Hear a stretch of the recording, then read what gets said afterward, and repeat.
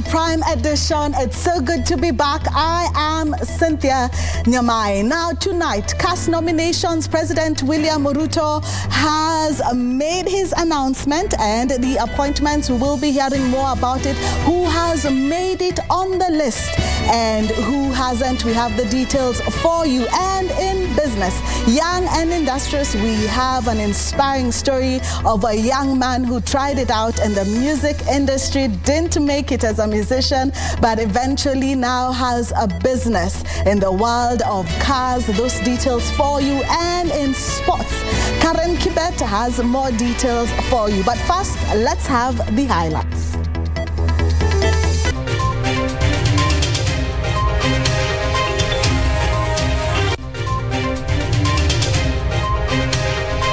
No cause to worry. Azimio leaders assure Kenyans of their security during countrywide demonstrations on Monday. 50 selected to serve as chief administrative officers. 3 of these former governors. Opinion poll verdict.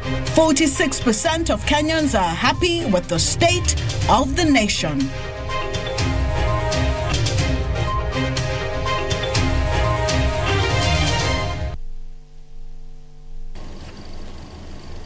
Welcome back. Our sign language interpreter this evening is Brian Muraru. Remember, we would like to hear from you. You can send us your messages and comments on our social media pages, KBC Channel 1, that's on Instagram, on Facebook, and also on Twitter. We would love to hear from you and even share some of your comments at the end of this bulletin. Now, President William Ruto has appointed 50 individuals to serve as the vacant chief administrative secretary in various ministries, most of them politicians who failed to make it in the 2022 general election. Among the appointees include former Narok Governor Samuel Tunai, former Nairobi Governor Evans Kidero, and former Tana River Governor Hussein Dado. The number is a departure from the previous regime, which had 26 chief administrative secretaries. President William Ruto, through the head of public service Felix Kosgei, has settled on 15 names for the chief administrative secretary's post following the conclusion of the interviews on March 7th. 3 names were forwarded to serve in the office of the deputy president, with Isaac Mwaura being named in the office of the prime cabinet secretary. Former Narok Governor Samuel Kuntai Tunai was appointed for the Ministry of Interior and National Administration, will serve with Millicent Nyaboke Omanga and Mohamud Ale Saleh. Catherine Waruguru was named in the Ministry of Foreign and Diaspora Affairs, with Hussein Dado, who served as Tana River Governor, serving in the Ministry of Public Service, Gender and Affirmative Action.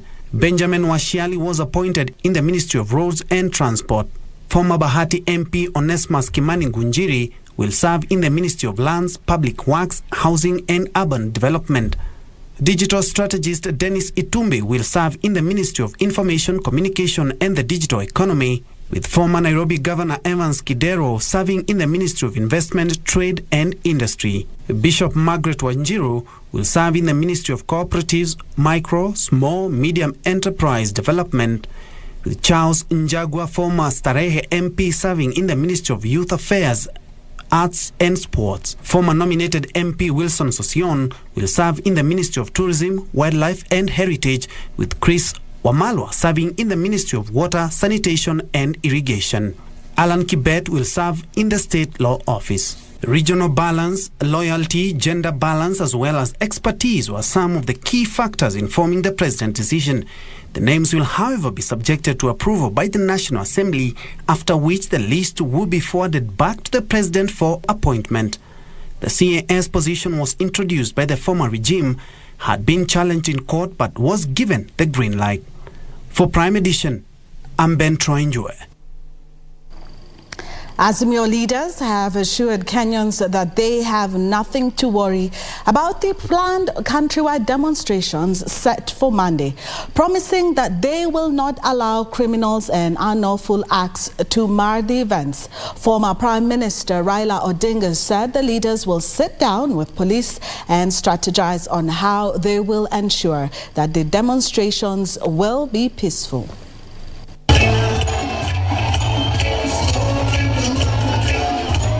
Raila Odinga has called on his supporters to remain alive to the fact that Kenya is a country governed by the rule of law, and no one should be involved in acts that may lead to loss of life, destruction of property, and looting during the demonstrations.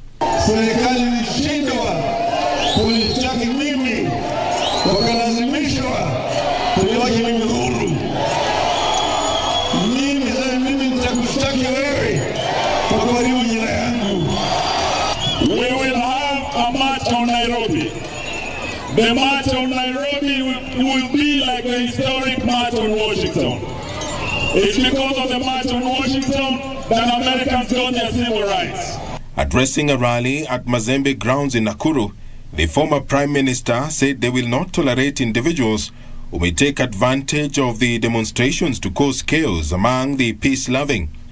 He said Kenyans have the right to protest, but must do so peacefully and within the law. Katiba Article 37 inakupa mamlaka mwananchi wa Kenya kufanya maandamano, kuketi chini ukitaka, kukataa mambo fulani, kufanya hata migomo, lakini katiba inasema bila kutumia silaha. Raila Odinga and his allies are adamant that Monday's mass action will demonstrate their commitment to pushing the government to lower the cost of living and keep its hands off IEBC. Members of Parliament from both sides of the political divide have differed on the need for the mass action planned for Monday. While MPs allied to Raila Odinga maintain the mass protests are necessary to compel the government to address the rising cost of living, their Kenya Kwanza counterparts have condemned the Azimio leader, accusing him of using the mass action to push personal interests. Our parliamentary reporter Gishuku Ashira has the details for you. MPs allied to Raila Odinga have expressed their readiness to mobilize their followers to picket in Nairobi to compel the government to lower the cost of living, as well as stop the ongoing recruitment of IEBC commissioners. Everything that can go wrong is going wrong. Our Kenya shilling has collapsed. The dollar has simply disappeared. Cost of unga, electricity and fuel is still going up. And Kenya Kwanza has no explanation and does not know what to do. Tunawasikia wakisema kwamba siku hizi kama wewe ni kijana unatafuta kazi, itakufaidi zaidi ama utakupa nafasi bora zaidi kupata hiyo kazi iwapo utakuwa na kadi ya wanachama ya chama cha UDA. Na hilo ni jambo ambalo tungependa Wakenya waje hapa wote, haijalishi ni wa mirengo ipi, kuwakumbusha kwamba nchi hii ni yetu wote na sio kampuni. Na kama ni kampuni, sisi sote tunazo hisa ndani ya kampuni hiyo. The opposition is accusing the Kenya Kwanza regime of discrimination in state appointments, blocking the audit of IEBC servers, and assembling new IEBC without involving all political players. Maandamano ambayo yako tarehe 20 yatakuwa maandamano ya amani, maandamano ya kutoa ujumbe, maandamano ya kupeleka vilio vyetu, maandamano ya mlala hoi na maskini kupeleka kilio chake na kilio chake kisikike. But in a quick rejoinder, Kenya Kwanza MPs dismissed the threats of mass action, saying the government was firm and ready to protect the property and businesses of city residents. We've been told that this is a rehearsal for Monday. That Monday, Nairobi will be ungovernable. We have a government in place. We will not be cowed. Civil servants will come to work as usual. Everything will go on as usual. Na hatuuziwi uoga. Na hatununui uoga. Watu wengi wale wanakujanga hapa kufanya maandamano, wengi wana take that advantage, wanakuja kupona mali ya watu na kufanya maovu. Kwa hivyo tunaambia Raila Odinga, hiyo maandamano wanapanga, ajue mzuri wa Kenya wao wala idolas wala mikola wanataka afanye maandamano. What he's claiming is not genuine. We believe that he's been used by the masterminds and the architects of this problem, which is the previous leadership, which he was part of it, to try to divert attention from them being pursued for the wrongs they have committed and the ills they have committed against the country. The leader of the majority party in the National Assembly, Kimani Ichung'wah, says though the constitution allows peaceful protests, no one has the right to infringe on freedoms of others.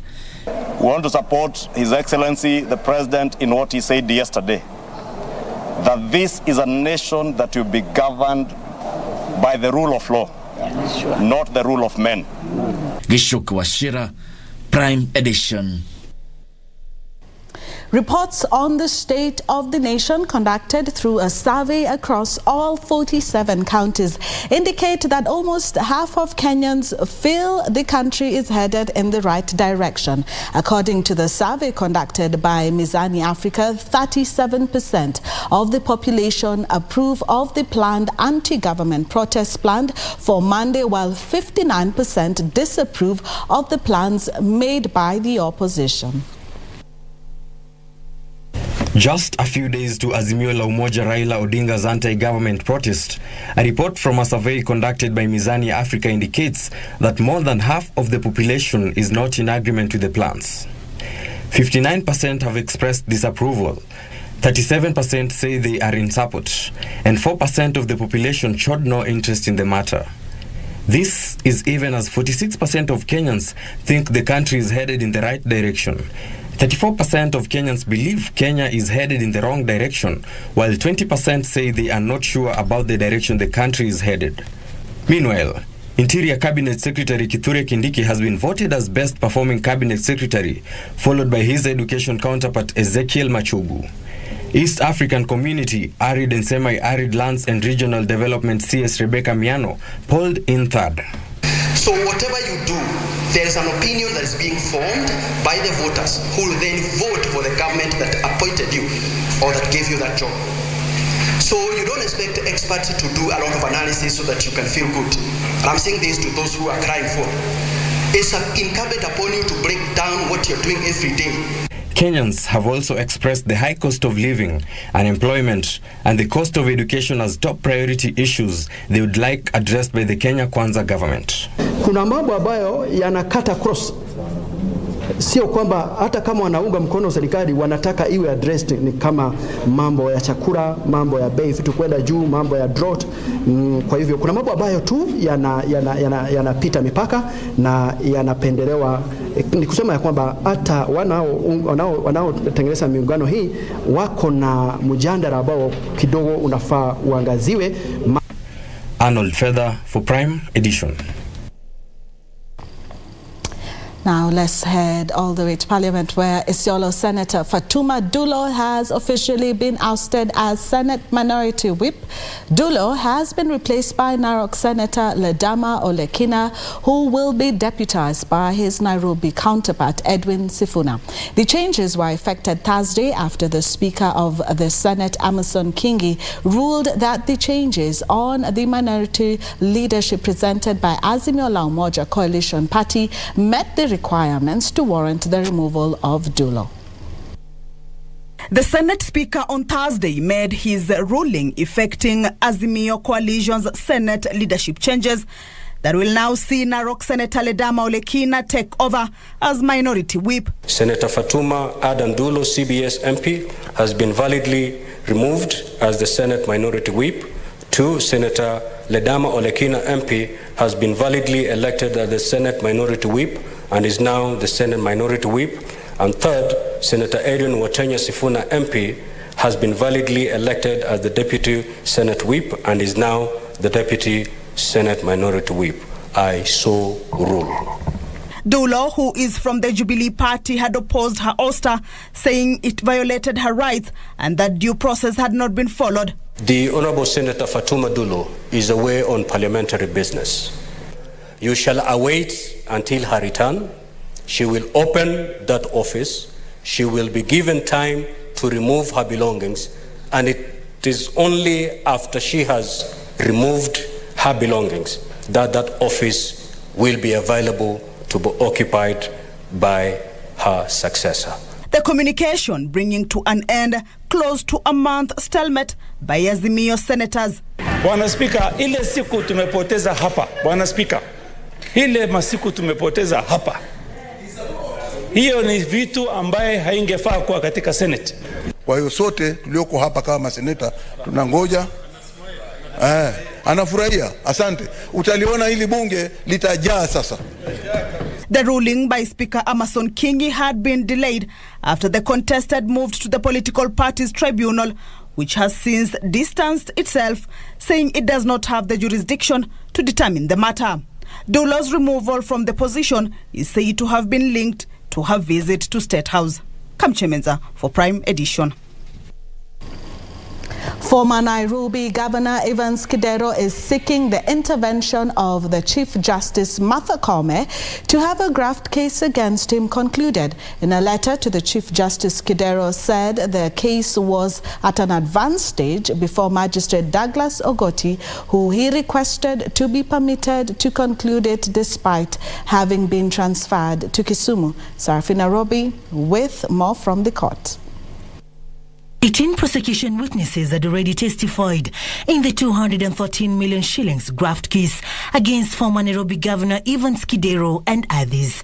Trial was scheduled to continue with the cross-examination of the prosecution's final witness when the presiding magistrate Douglas Ogoti was transferred to Kisumu. Kidero now wants the Chief Justice to permit Ogoti to complete the case that began in 2018 as an infringement on his fundamental right to a fair hearing and timely conclusion of the trial.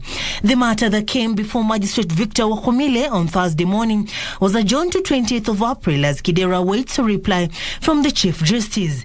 Kidero was today nominated as Chief Administrative Secretary in the Ministry of Investments, Trade and Industry. Meanwhile, a court in Kitale has granted a widow orders to bury her son at the late husband's land.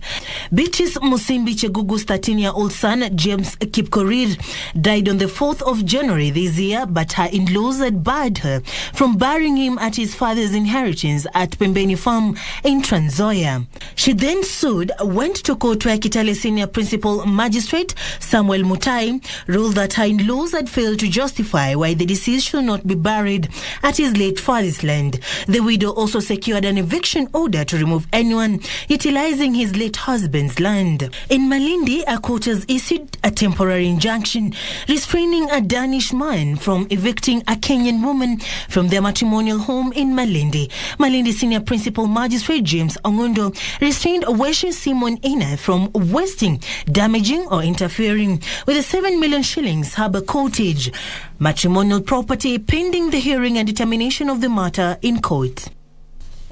And in Siaya County, a peasant farmer, David Otieno Owiti, has petitioned the Communist Party for delisting him as a member on grounds of voluntary resignation. The petition before the Political Parties Dispute Tribunal is also against the party chairperson, Mwandawiro Muganga, saying he is in office illegally. In his affidavit, Owiti wants the tribunal to stop Muganga and Benedict Washira from carrying out any functions or duties and not engage on behalf of the party. Sarafina Robi for Prime Edition.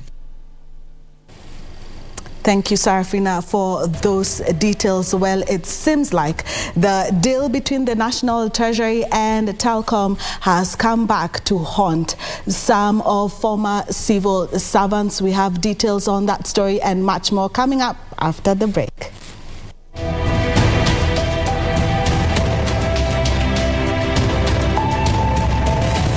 Kwa niaba ya wote ambao wamehusika kwa kazi hii tangu miaka 5-6 iliyopita, ningetaka kutoa shukrani kwa Baba Taifa kwa kukubali kuja hapa kuweka jiwe la msingi. Sisi ambao tumehusika kwa kazi hii kwa muda huo wote, mwanzo huu wa kujenga hapa katika Webuye ni mpango ambao sisi tunategemea ya kwamba kiwanda hiki ambacho ni kikubwa kabisa kitavuta viwanda vingine hapa Webuye. Yaani tunajua kwamba viwanda ni kama binadamu. Binadamu hendi mahali ambapo hakuna binadamu mwenzake. Viwanda vile vile ukiwafuruta katika mahala ambako hakuna viwanda vingine, wana sita.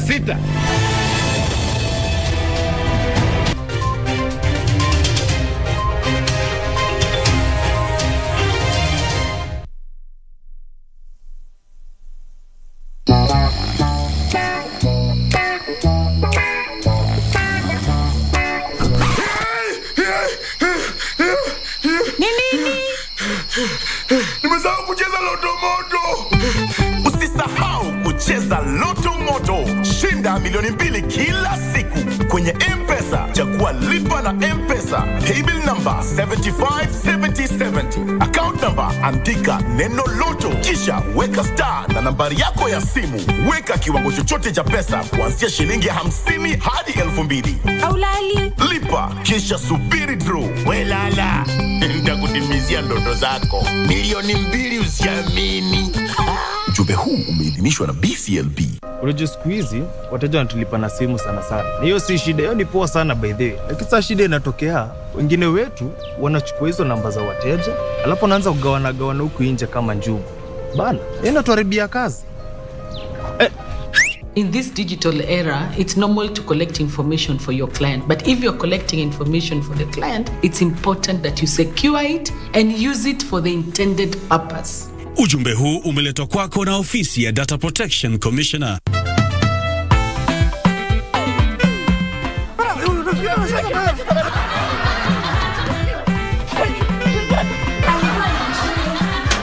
Anamnyonga hivi kabisa. Chep bwana unaninyonga. Guys, bring some water bwana. Leta maji. Guys, I think he's having a panic attack. Let me go and get some water tumwagia na weza amuka. Open the shirt. Teacher, I have a question. Not now. What's your number? See, I asked the question first. What's your number?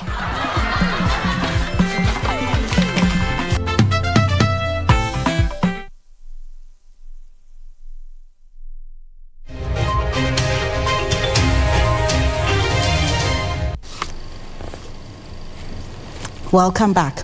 Education Cabinet Secretary Ezekiel Machogu has urged the Italian government to explore the opportunities available in Kenya's education sector, especially through the public-private partnership with Kenyan universities. Machogu says the effects of climate change are negatively affecting the education sector, citing a drought, hunger, extreme temperatures, and conflicts which are also seriously affecting school attendance and progression.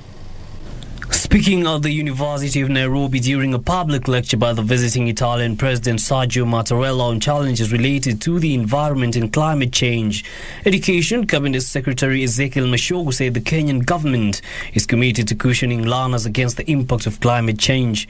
Drought, hunger, extreme temperatures, and climate change-related diseases and the conflicts are seriously affecting school attendance, retention, and progression.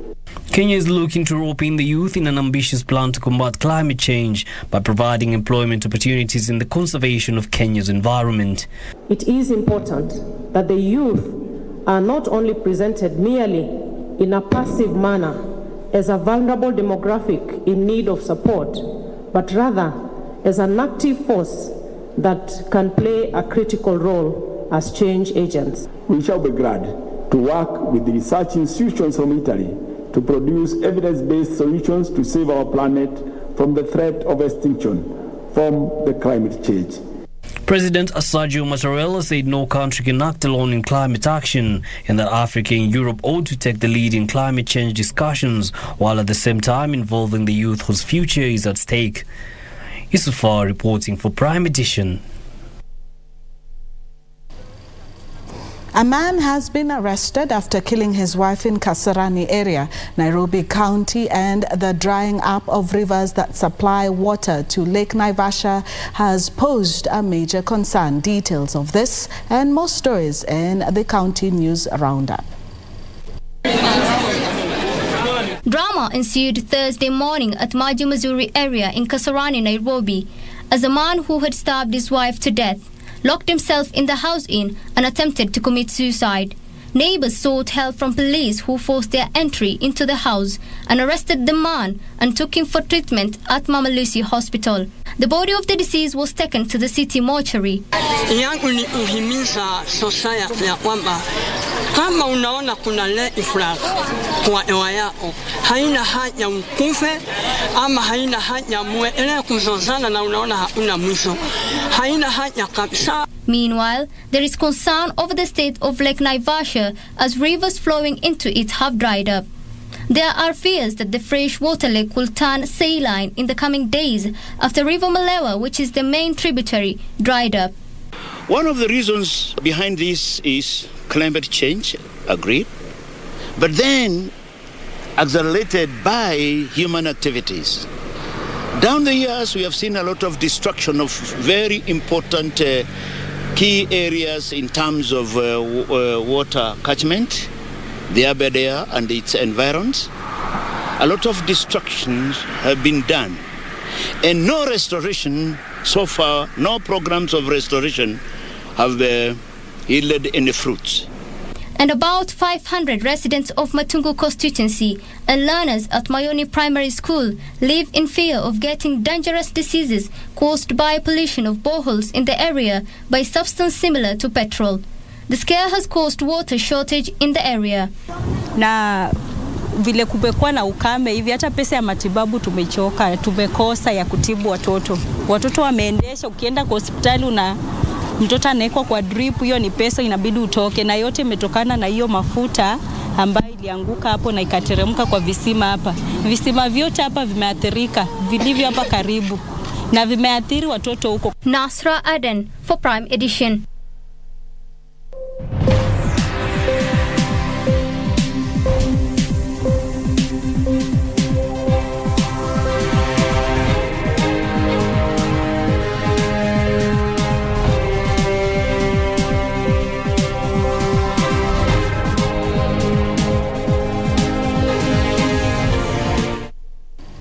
It's now time for business. The buyout deal between the National Treasury and Telkom Kenya has come back to haunt former senior government officials. The former head of public service, Joseph Kinyua, and Treasury Cabinet Victoria Tani have been summoned by Parliament to shed more light on the deal, which was valued at 6 billion shillings. The committee has also raised concern with the shareholder transfer process, saying it is yet to be affected 6 months after the deal was sealed. The National Treasury entered into a private agreement with the UK-based equity fund Helios to buy the company's 60% stake in Telecom Kenya, reverting the teleco's ownership to the government. The deal was criticized by Parliament for the way it was handled.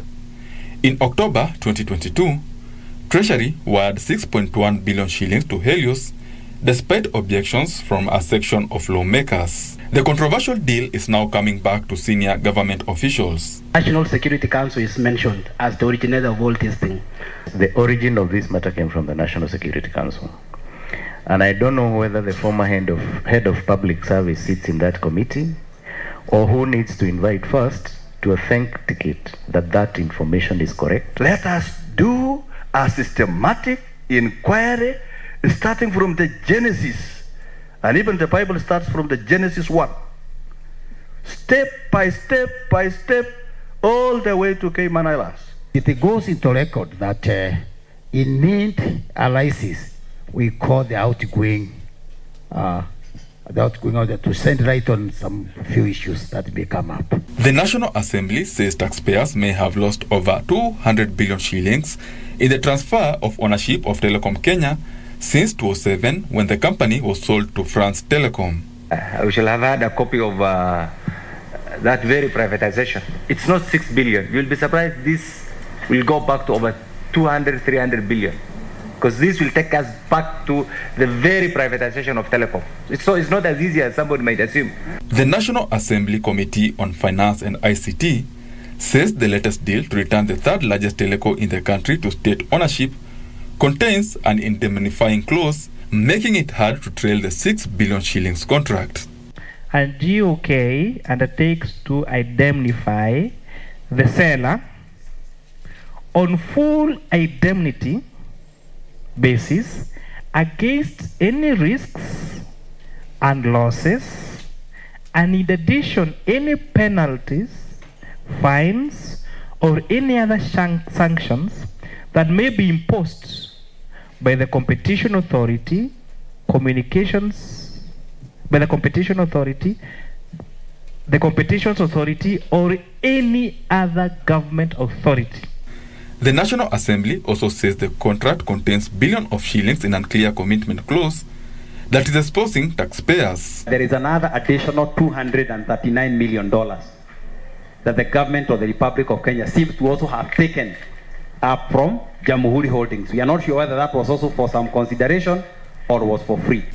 The legislators also claim the shareholding of the teleco is set to change, despite the National Treasury acquiring a 60% stake in Telecom Kenya from a UK-based private equity fund Helios Investment Partners. We have laws that govern from government to private, but do not have a law that governs now the reverse, reverting from private to government. The top former government officials are expected to appear before the Finance Committee next week to lift the lid on the behind-the-scenes deal that brokered the transaction. Benson Ruba reporting for Prime Edition. Cooperative Bank Group made 22 billion shillings in full-year net profit, representing a 33% increase, mainly driven by interest income on loans and government securities. The Lenders Board has recommended a dividend payout of 1 shilling and 50 cents per share, representing a 50% increase on what shareholders received last year. Cooperative Bank Group says customer deposits rose from 407.7 billion shillings to 423.8 billion shillings. The lender saw its net loans and advances increasing from 310.2 billion shillings to 339.4 billion shillings, representing a 9.4% growth. From these, Cooperative Bank Group made 40.4 billion shillings in interest income from loans and advances, up from 36.5 billion shillings it made during a similar period the previous year. In addition, the lender made 20.9 billion shillings in interest income from government securities, which was a growth of 11.4%. This was despite Cooperative Bank Group marginally reducing investments in government securities held at amortized cost and at a fair value to 73.3 billion shillings and 99.96 billion shillings respectively. In addition, other fees and commissions increased 28% to 12.6 billion shillings, while loans and commissions on loans and advances rose 38.6% to 7.5 billion shillings. In addition, forex trading income grew 65.6% to 4.7 billion shillings. On the other hand, the lender booked 14.4 billion shillings as interest expense on customer deposits, and staff costs marginally increased to 14.8 billion shillings. The lender's loan loss provision increased from 7.9 billion shillings to 8.7 billion shillings. This is after gross non-performing loans and advances increased 5.2% to 52.3 billion. The 17.9% increase in operating income coupled with a 10.9% rise in operating expenses powered up the lender's net profit to 16.5 billion shillings. This has seen the board of directors recommend a dividend payout of 1 shilling and 50 cents, a 50% increase on what shareholders received last year. The group's CEO Gideon Muriuki says cooperatives who are the majority shareholders of the listed firm will pocket 5.7 billion shillings as dividends. Frederick Mwoki for Prime Edition.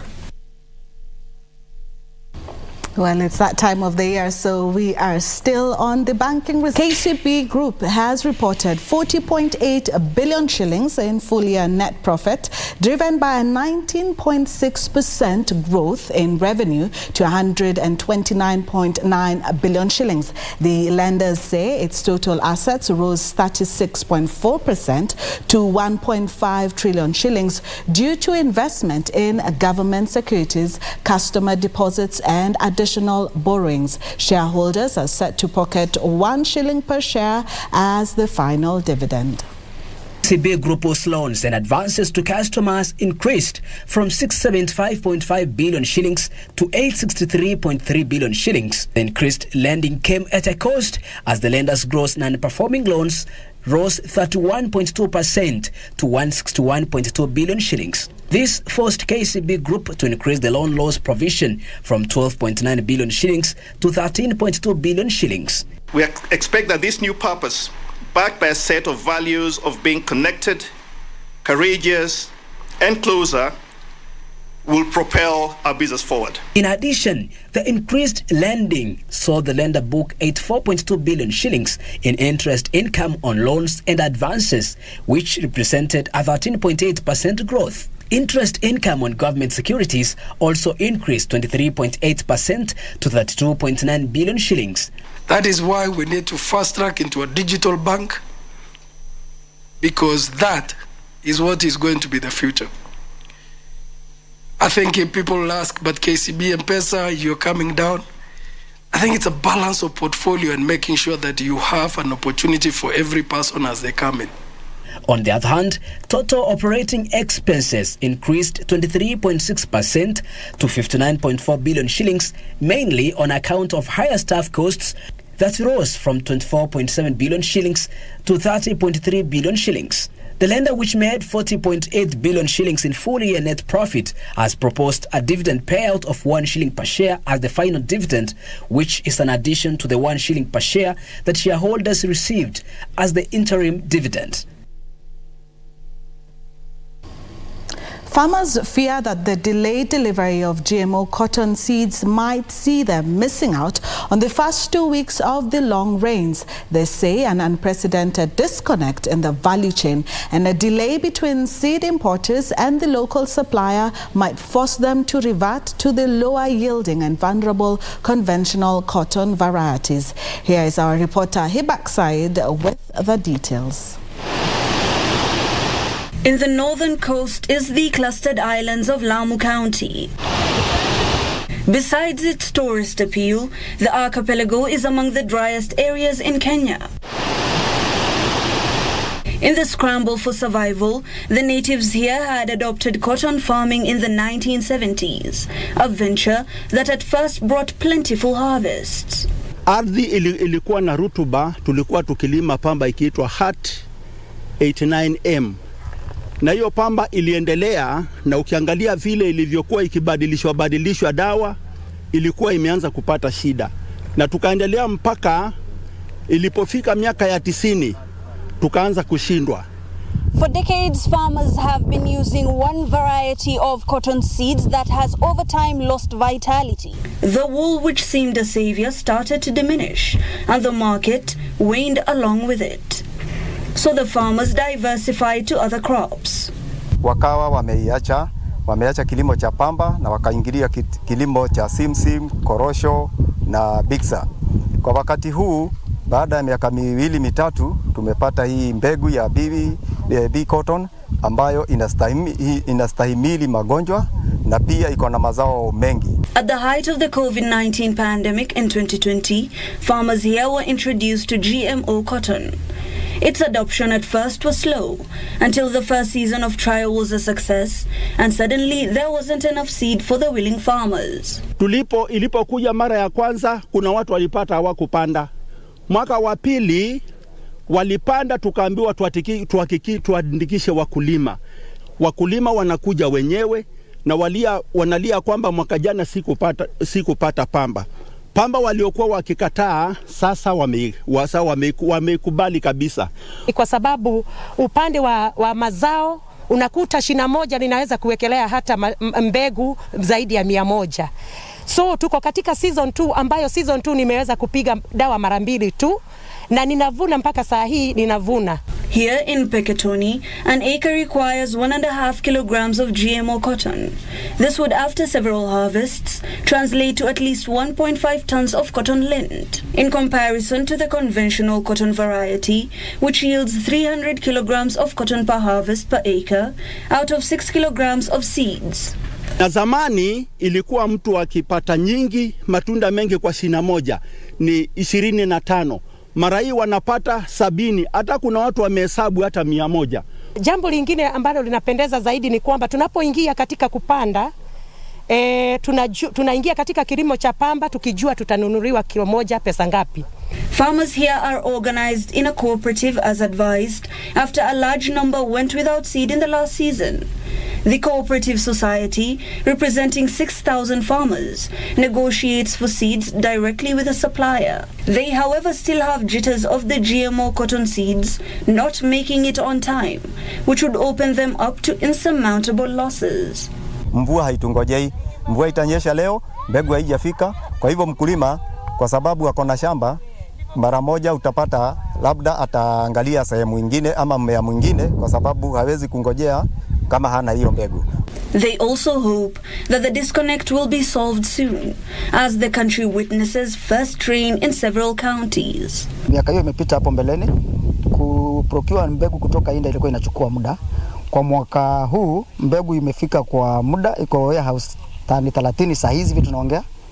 Na once tu mipangilio itafanywa, mbegu itafika tu kwa muda ufao. The cotton seed importers say the seeds from India are already in the country and are assuring farmers that the seeds will make it to the archipelago on time. Hakika hii wamepiga hatua na wanang'ang'ana kabisa kwa sababu washafanya registration tayari.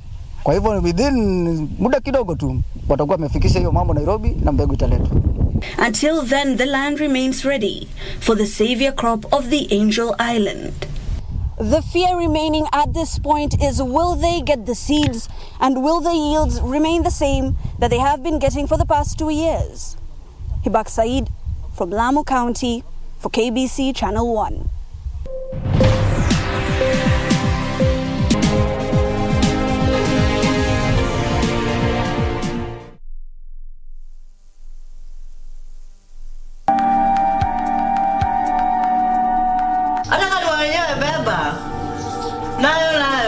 She's still not baking.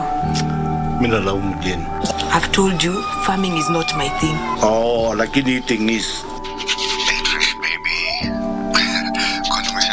Wewe! Why be that many? Si ugonjwa wangu ni meja. Hizi dawa zinisaidi. Daktari alisema ile mimi ugonjwa wangu ni kwa nini kupendwa tu. Peter, naendeleaje? Huyo sasa nikamnyweso tu na sherehe. Watu wengi sana wanapenda idea yetu. And soon mimi na wewe tutakuwa mamilionea. Hivyo ndio nataka kusikia. What do your parents do for a living? They died. I know I messed up and it's been eating me up. Kate, you have a wife and you have a girlfriend. I'm the last person you want to speak to. Welcome to Casablanca. Morocco is a very touristic country. I think it is in our blood to the hosting. We are very well known for hospitality. Football remains the most popular sport. Just what is behind Morocco's success in football? We have the homologation of CAF and FIFA, both of them. This week on Channel 1.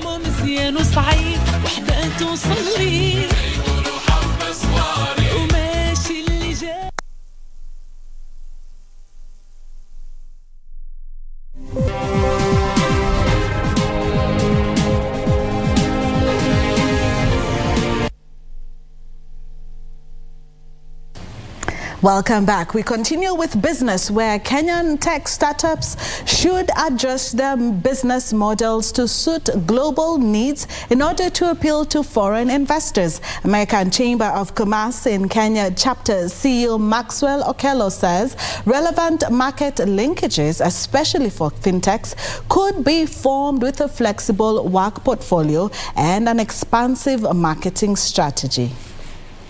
Fintechs are Kenya's fastest growing firms in the tech space, accounting for a third of all young tech companies in the country. Investments in the Kenyan fintechs increased from $8 million in 2021 to $47 million last year. There still has to be a strong proposition for the market.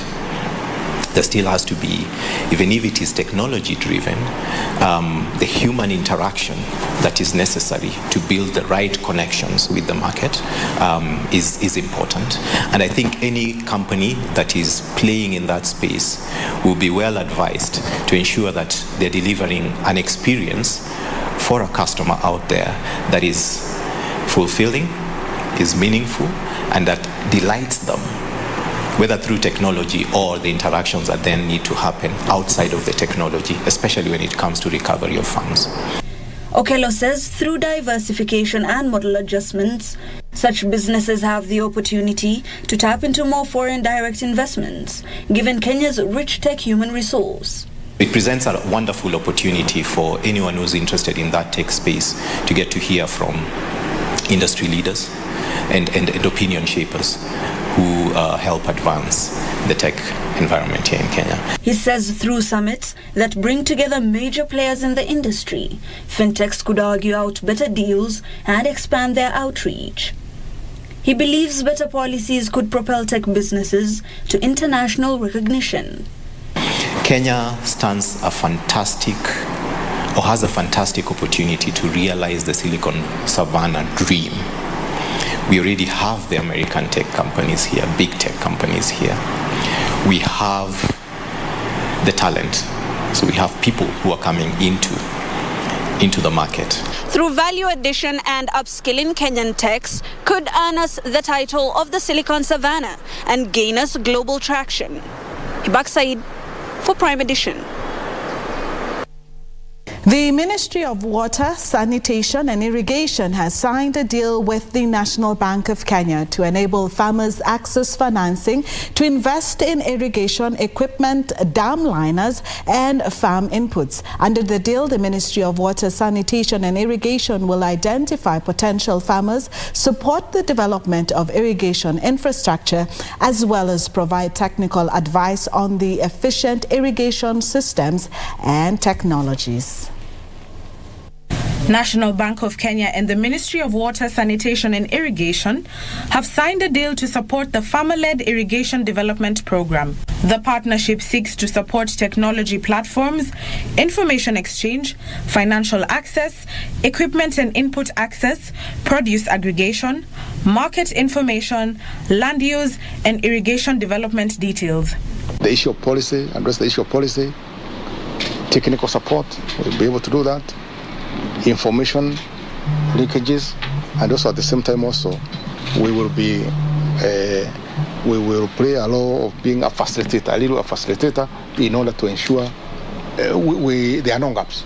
They say under the partnership, targeted farmers will be supported to achieve effective and successful irrigation, as well as improve sustainable drinking water access, water harvesting and storage solutions. It's very important to have these production capabilities improved in a way that also moves to the production that goes to generation of value addition and also into marketplace for distribution and consumption. With this, we are having a local solution to our local problems. Because we have seen our farmers have the potential, they are willing, all what they need is to be put together, to be guided on this financial on issues of various technologies which are available, market aggregation, and then they are willing to do the bit of the game. They believe empowering farmers to improve food production will contribute to the overall growth of the agriculture and water sectors, as well as enhance food security. Ndutamo Kami for Prime Edition. Well, to the young and industrious, which has become a favorite for a lot of you, from a failed music career to eking out a living as a Mujengo casual laborer. All this to try and get through college. 31-year-old Anthony Ashiona is now a graduate accountant running his own garage that specializes in the Subaru brand. Wangari Washuri visited his garage in Nairobi's Utawala estate and filed this report on the young and industrious.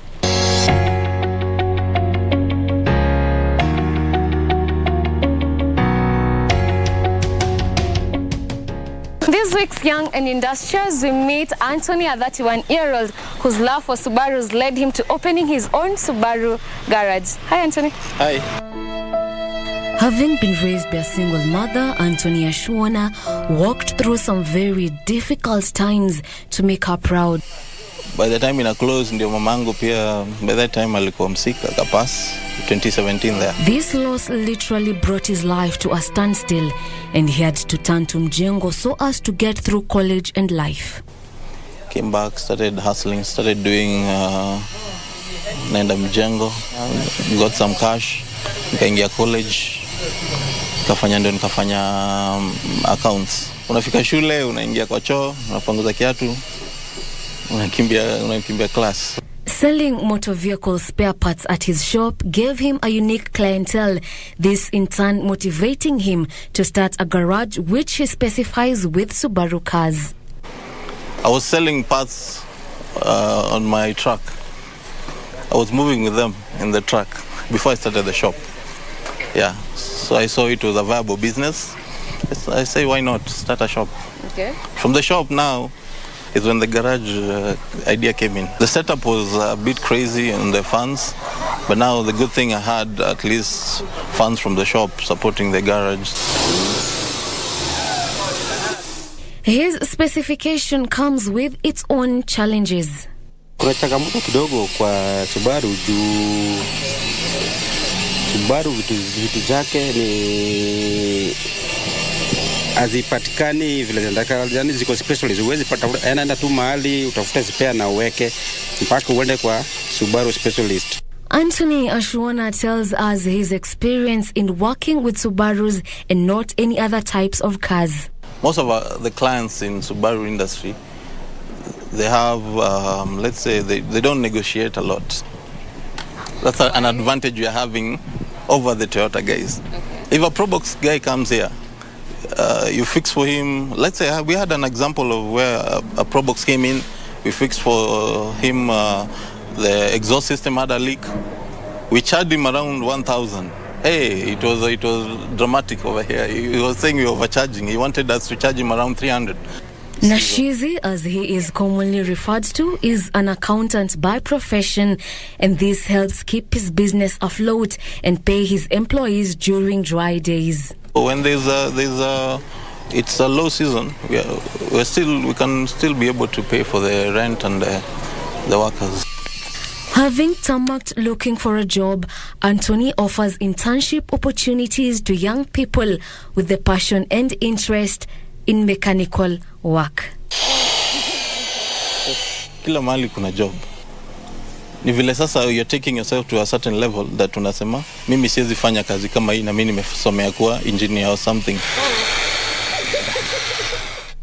From failed mjengo to struggling through college, Anthony now runs his own garage. Now what is stopping you from going out there and making that extra shilling?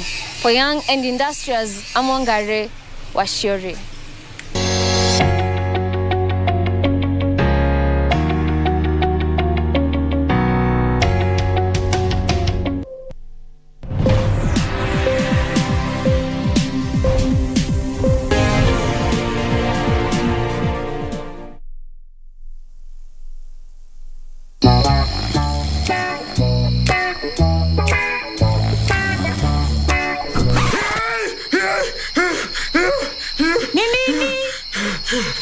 Nimesahau kucheza Loto Moto. Usisahau kucheza Loto Moto. Shinda milioni 2 kila siku kwenye M-Pesa. Chagua lipa na M-Pesa. Paybill number 757070. Account number andika neno Loto. Kisha weka star na nambari yako ya simu. Weka kiwango chochote cha pesa kuanzia shilingi 50 hadi 2,000. Aulali. Lipa kisha subiri draw. Welala. Nitakutimizia ndoto zako. Milioni 2 usiamini. Ujumbe huu umeidhinishwa na BCLB.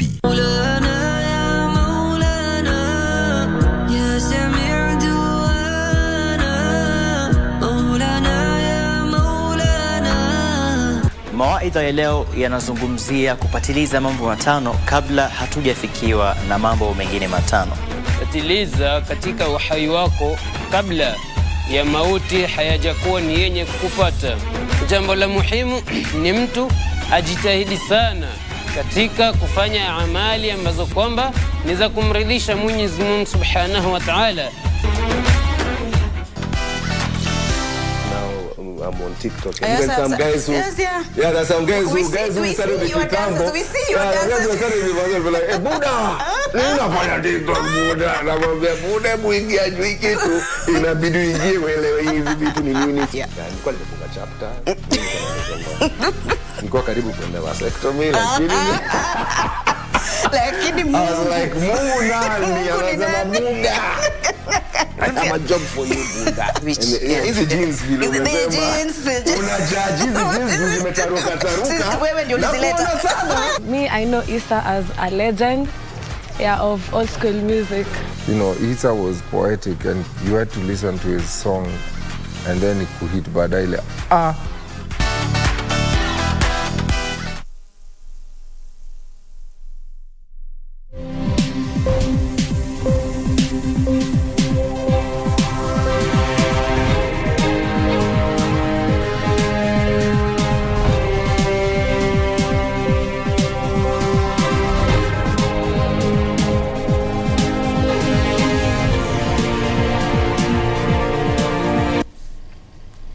Welcome back. Despite major resistance and public furor, the government lifted the ban on genetically modified crops. However, almost 5 months since the ban was lifted, nothing much has been heard from the government side.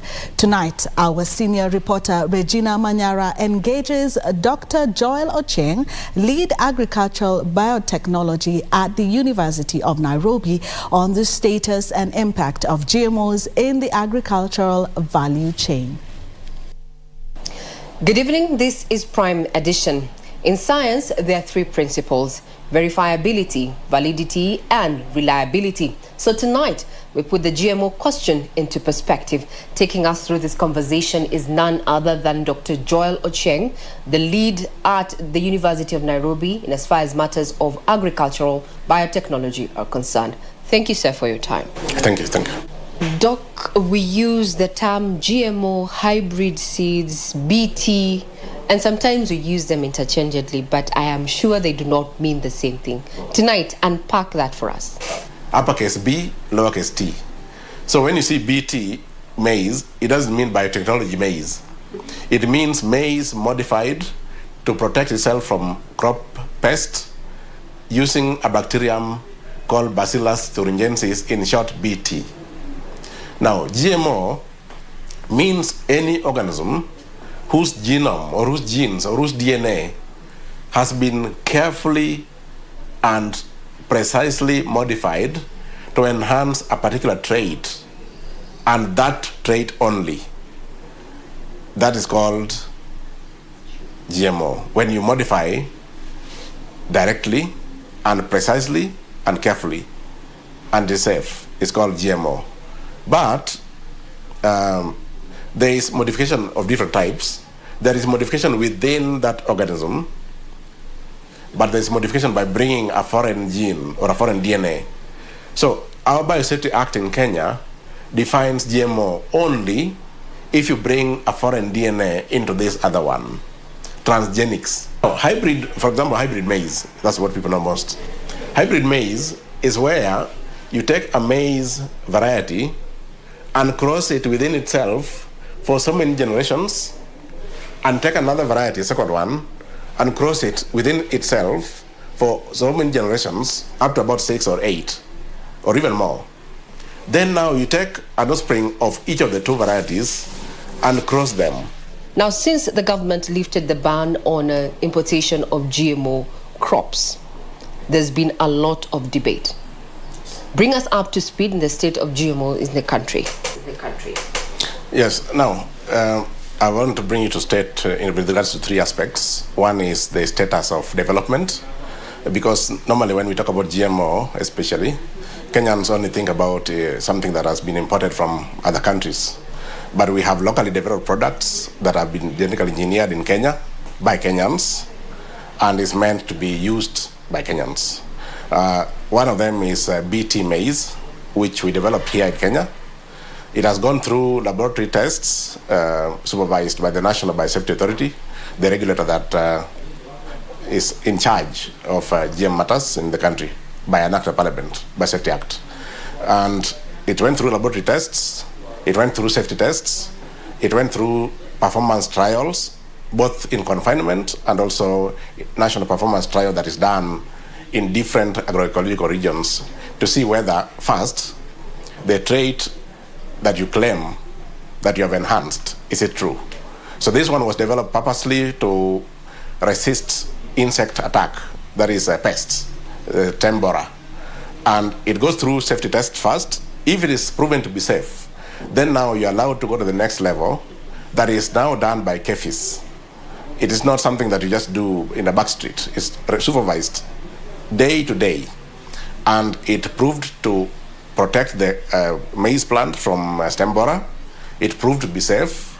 And now, just a few months back, it was ready to be rolled out to the farmers in what we call commercialization, to be cultivated now by farmers to enhance their livelihoods.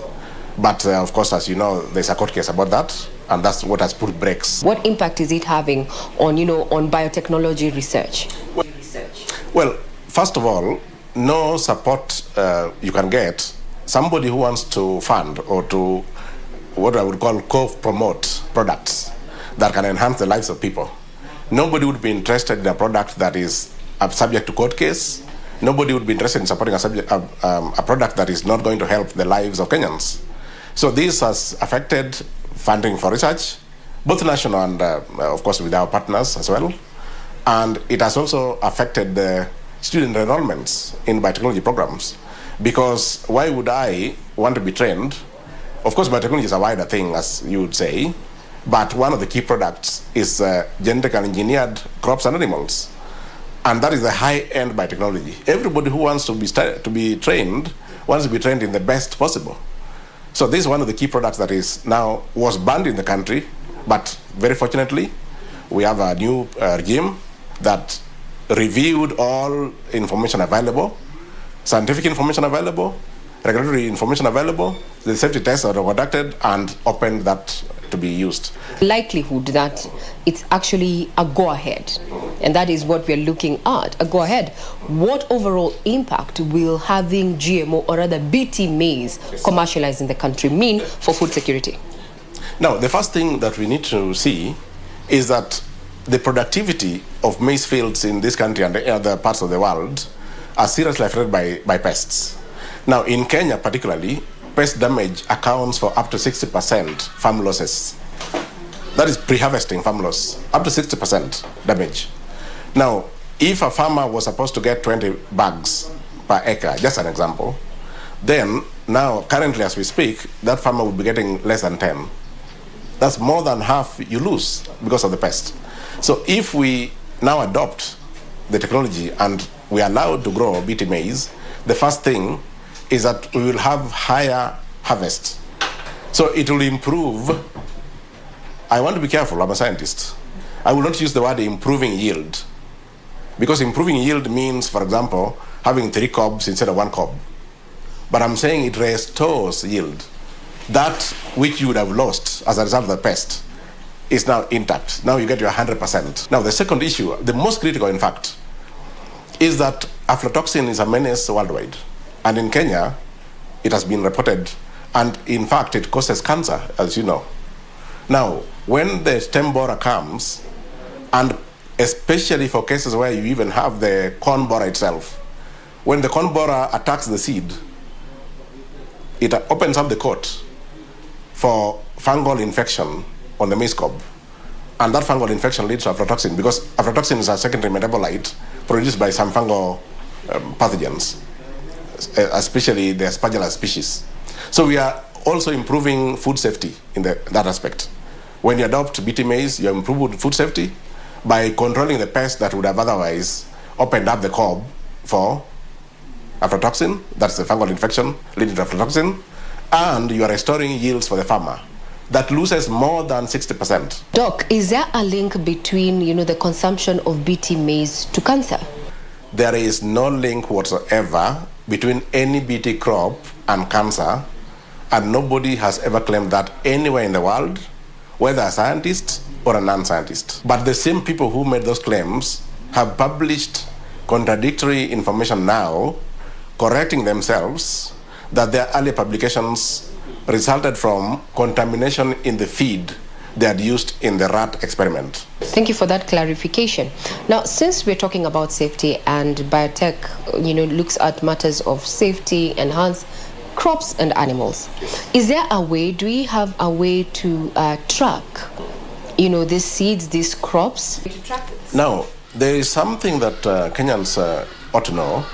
The Biosafety Act 2009 has implementing regulations that are four in number. One is labeling regulation 2012, that all GM products have to be labeled up to the consumer level. This labeling has two purposes. One is to enable consumers to make informed choices whether they want to consume GMO or not. It is not labeling because of safety concern, no. To enable consumers to make informed choices whether they want it or not. And two, for the purpose of traceability, to enable regulators, businessmen, government, me and you, to be able to tell that this GM product that we have here on the shelf, that we are about to buy for our ugali, and I would be very willing to take it, by the way, where did it come from? Is this the one from Brazil? Is this the one developed by Chiang and others? That labeling provides a traceability up to the farm level, and National Biosafety Authority, NBA, can tell you precisely this came from the maize grown in Kirinyaga and on Onyango's farm. Now, away from safety, there's the issue of, ownership and seed development technology. Those who deal with seeds are concerned that when GMOs hit the market, now that they can, then the indigenous seeds will be soon forgotten or rather disappear within the value chain. The seed development for GM products is a matter of choice. People will be allowed to either adopt GM seeds or ordinary seeds or even hybrid seeds. Just like we have hybrid seeds, we have had it for the first hybrid seed was developed by Calro in 1981. Let's tackle the issue of intellectual property, because that's part of the apprehension. Somebody thinks that there's a company somewhere waiting to own the seed system if you adopt GMO. I'm talking about BT maize developed in Kenya for Kenyans and for the region. We are not talking about a foreign seed to be imported from somebody else who developed it somewhere in a white country, for example. And there's nothing wrong with being white.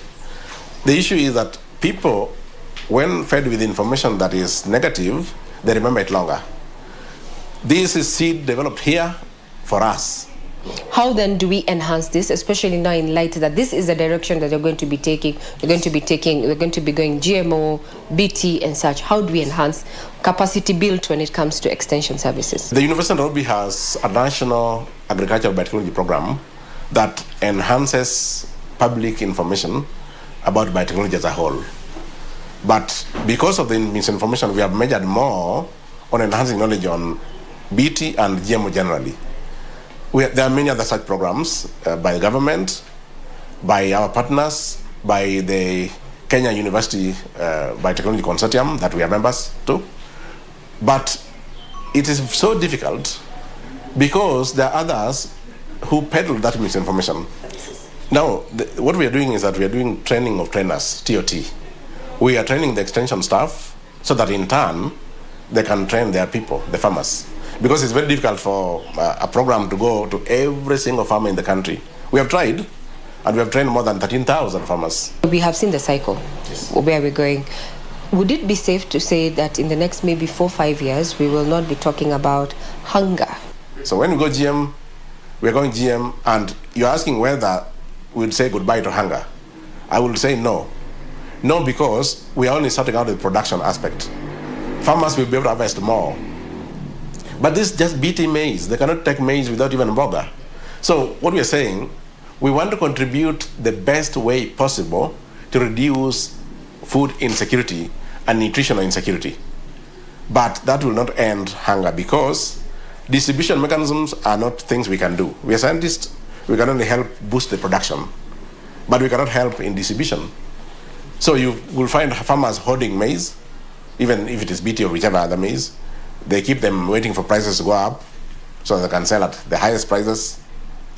So we cannot control that, but we can enhance that production. So, Doctor, what I'm hearing is that if we fully adopt commercialization of BT maize, that the cost of living would significantly go down, given that maize is a staple food in the country. How so? Break it down for us. Farmers currently are making losses in the farm.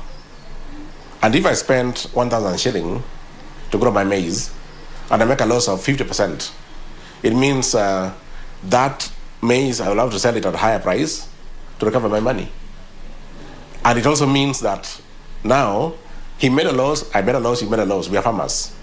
It means the maize available for the market will be less. If it is less, what that means? We'll be selling it at a premium price because it's less, it's scarce. Anything that is scarce can be sold at premium. So instead of selling it at 100 shilling, we are selling at 200 because it's not much there. So you'll buy it, you like it or not. That's one way of looking at it. Supply and demand. Yes, supply and demand mechanisms and their relationship.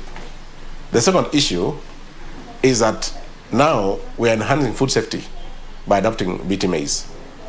And three, that because the cost of production is low, all the inputs are low.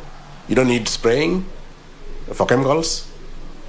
You don't make losses that come from stem borer. It means overall, even the amount you spend is less. When you spend less, what does that mean? You have more money to use on school fees. You have more money to feed your family. From your experience, science experience, biotechnology experience, are we really ready as a country to fully, embrace GMOs in terms of commercial farming as well as consumption? We are very ready because we are consumers. We are hungry. Today, as we talk, many Kenyans are going without food because we have stopped things that could have enhanced their life. And two, that we have, are we ready to commercialize? Yes, we are, because first, we have been putting in place systems for the last 20 years. We have been putting in place systems. We started with the National Biotechnology Policy in 2006. That led to the Biosafety Act in 2009. We have been putting all these systems in place in readiness, and in the process we have been training people on the same. We are training people to develop the products, like myself. We have been training people to do surveillance and to do testing and to do market surveys. And we've been training people to regulate the process. You need a regulator. Even if you don't want GMO, you need a regulator to ensure it's well policed. So we have been training people as regulators, as product developers, as trainers of trainers, and we are ready. What we are waiting for, I don't even know. In fact, we published a paper last year in Nature showing how ready Kenya is and the rest of African countries to adopt GM technology. And we are very, very ready. We have systems, we have structures, we have laboratories, regulators in place, NBA, and other regulators that they work with. They don't work in isolation. They work with KFIS, NEMA, and the rest. And we are only waiting for court to say yes, and we go. Off we go. That's it. There's direct link. Very well said. We have been speaking to Dr. Joel Ochieng, who is the lead at the Agricultural Biotechnological Department at the University of Nairobi. Take home is that BT maize is not only cost effective to the farmer, but also to your pocket, having reduced the cost of production. It leaves you a little bit of some shillings to probably buy sukuma wiki or even some milk to complete that meal. We are fond of ugali. You've been watching Prime Edition. I'm Regina Manyara. Now, in the 2022 FIFA World Cup, Africa reached the semi-finals for the first time in the history of the global football competition. This courtesy of the Atlas Lions Morocco national football team. The ripple effect of this tremendous achievement is a boost to the Morocco sport tourism sector, which has been on an upward trajectory since 1983, when the country hosted the Mediterranean Games. Tonight, we premiere our two-part series, The Sights and Sounds of Morocco, with a focus on the sports tourism. From Casablanca to Marrakesh, Agadir to Rabat, Fez and Ifran. Morocco's investment to the success of Moroccan football teams cannot be ignored, more so with ultra-modern sports facilities in place.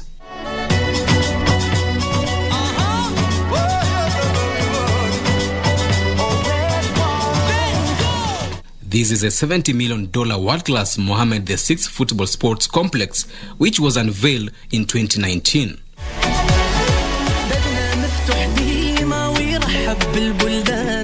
The complex, situated close to the country's political and governance capital, Rabat, covers 30 hectares, boasts of world-class pitches and largest facilities. The complex is ranked as one of the largest and best globally. The complex has 66 rooms and 4 suites saved for the Atlas Lions, the national football team. It can also house the under-23 and under-17 teams in a 230-bed capacity dormitory and additional 54 rooms. Despite being a reference to many, the complex is not the only outstanding sports facility. Rabat City has training pitches and playgrounds located even along the highways. With a soft atmosphere and beautiful air, Ifran, a sports capital in Morocco, is home for relaxation. Ifran, not so far from Fez, is largely surrounded by cedar and holm oak forests, an ideal place for hiking and also skiing owing to the weather patterns in this part of Africa. Water sports, camel riding and golfing are among the sports one can partake while in Morocco. Nevertheless, football remains the most popular sport in the Kingdom of Morocco. Morocco continually hosts a number of continental competitions with the AFCON 2025 bid in place. So Morocco, as you have seen during your visit, is already ready to host international and continental competition. On a proposed 6 stadia, among them Casablanca's Mohammed V Sports Complex with a seating capacity of 45,000, Rabat Moulay Abdallah Complex with a 53,000 seating capacity, Grand Stade Marrakesh with a seating capacity of 45,240, Agadir Stade d'Adrar with a capacity of 45,480 seats, and Grand Stade de Fez with a seating capacity of 37,000. Algeria, South Africa, Zambia and a joint Benin-Nigeria bid are also in the run to replace Guinea as hosts of the 2025 event. Indian Airline has grounded 2 of its pilots for allegedly having coffee and sweets inside the cockpit of a flight mid-journey. The incident came to a light after a purported photo of an open cup placed on the control panel of a SpiceJet aircraft went viral. Details of this and more in the news from across the globe. Reports say the flight was cruising at 37,000 feet at the time of the picture. The photo sparked outrage, prompting India's aviation regulator to issue a warning to the airline. SpiceJet on Wednesday said it was looking into the matter and had taken 2 pilots who allegedly took the picture off duty.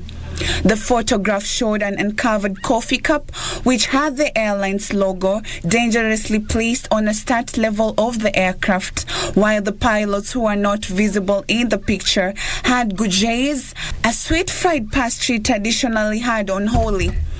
Indian aviation rules allow pilots and crew to have food and beverages inside the cockpit, but under strict guidelines. For instance, all cabs need to have lids and be carried on a tray to avoid spillage. Up next, Sports World for you. Karen Kibet is already in studio. I know a lot of you want to find out more news on Manchester that's currently playing. That and more after the break.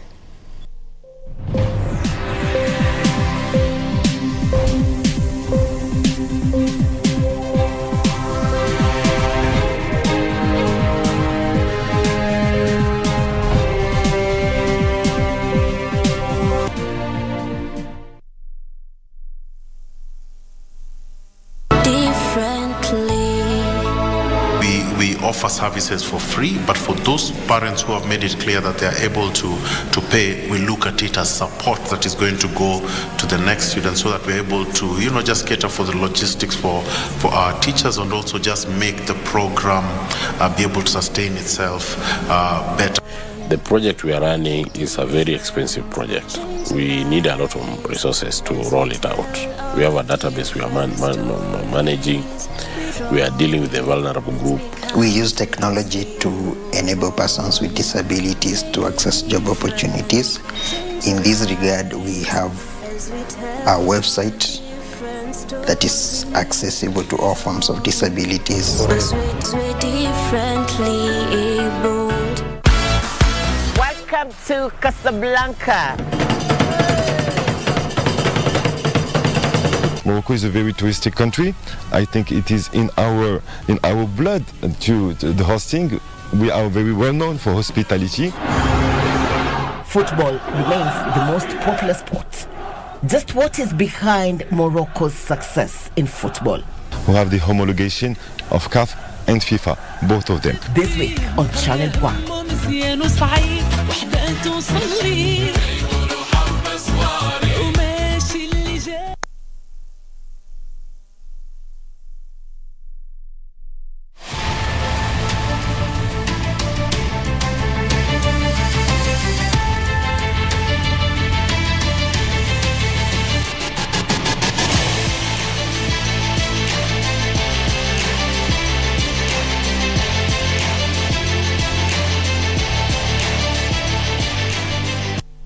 Welcome back. Thank you for keeping it KBC Prime Edition. Let's now talk sports. My name is Karen Kibet.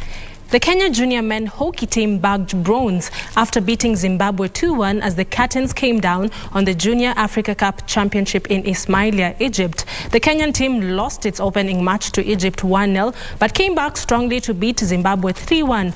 Only to be humbled by South Africa 6-1. They went ahead to beat Zimbabwe 2-1 in their final game on Thursday, which assured them a third-place finish in the competition. In the ladies category, South Africa finished top of the standings with a 100% record, while Zimbabwe and Egypt bagged silver and bronze respectively.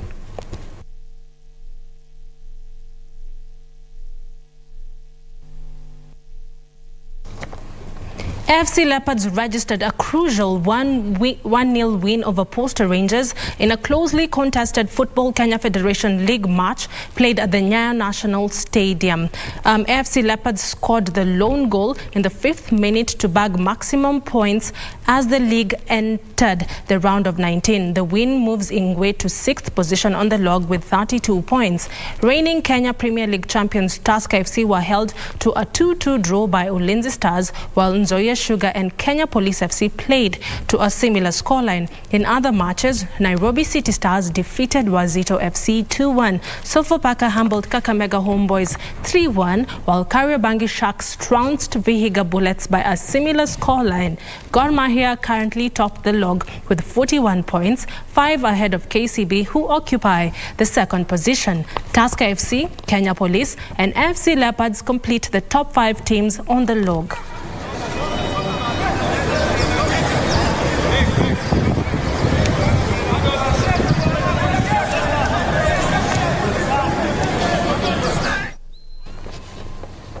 Moving on, veteran pugilists Edwin Okongo won the middleweight category on the final day of the Kenya Defence Forces Challenge Cup held at Ulinzi Complex right here in Langata. The 2-day championship attracted over 50 pugilists drawn from the Kenyan Defence Forces teams.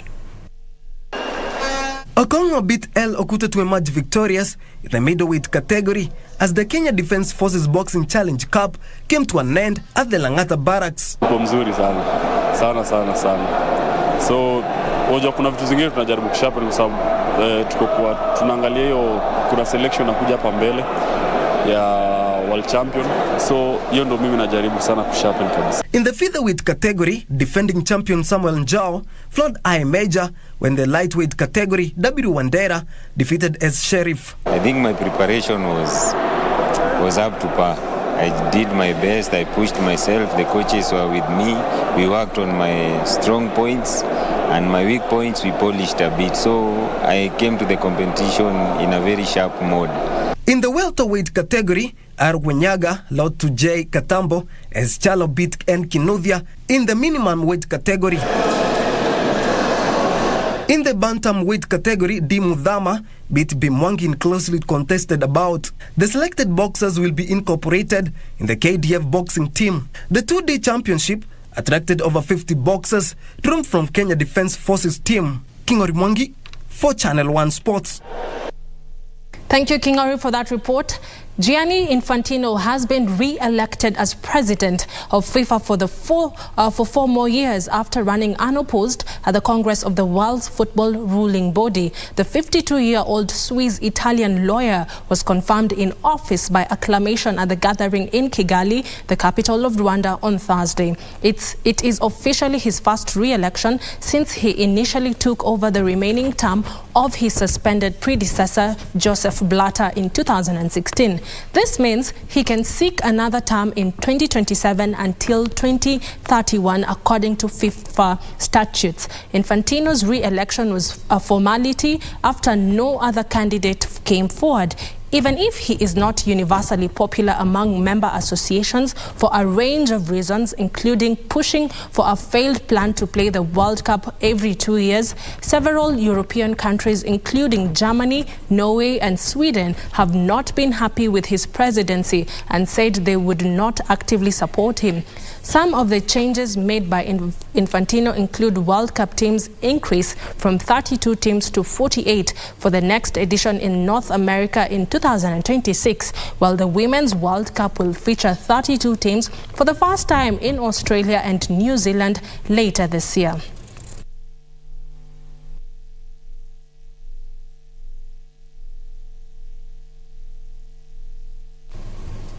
Liverpool's Champions League hopes ended at the hands of Real Madrid for a third consecutive season, losing 1-0 at the Santiago Bernabeu. Elsewhere, Napoli cruised into the Champions League quarterfinals for the first time with a comfortable 3-0 win at Eintracht Frankfurt at the Armando Stadium.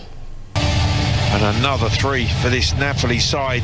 And Pedro Gonçalves, great chance, he's put it well wide. Those are all the sports stories we had prepared for you tonight, but don't forget that currently the Europa League is going on and 8 fixtures are on the cards. Notably playing right now is my team, Manchester United, and we are currently leading in the 84th minute with a goal from Rashford, which he scored in the 55th minute. We have beat Real Betis 1-0, and later on at 11 p.m. Arsenal will be playing Sporting Lisbon. All the best to Arsenal. So those are all the sports stories. I'll definitely see you tomorrow, same time, same place with more sports news. My name is Karen Kibet. I now hand you over back to my colleague Cynthia Nyamai. Cynthia, it's so good to have you back. We had missed you. You've come back with an amazing energy. I love it. I was so looking forward at so many messages from a lot of people who watch KBC just asking where are you, when are you coming back. It's so good to be back. But Karen, what's your bet for tonight when it comes to money? What's your bet? We are winning this particular game. I just hope Arsenal lose. So can we have a bet? If you lose, you're taking me out for dinner. If you get to win, I take you out for dinner? Thank you. Thank you for the free dinner, because so I'm going dinner for dinner on Karen. Manchester United is winning. Well, from me and the rest of the team and Karen right here in studio, we wish you a very good night. Thank you for all your comments. People have said that they do enjoy the stories from the young man who was in music but decided to start his own garage. We will be sharing more inspiring stories from the youth next Thursday, same time. Have a good night. Good night.